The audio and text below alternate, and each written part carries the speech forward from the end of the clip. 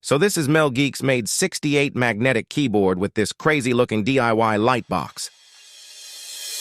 So, as I mentioned, this board uses Green Hornet magnetic switches. This means you can set the actuation and reset point, making you faster in-game and basically a cheater. All of this is done through their Hive software, which is actually extremely convenient. You can change your rapid trigger sensitivity, actuation point, lighting, etc.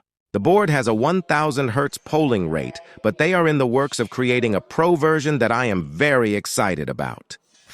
Now the best part, what does it sound like?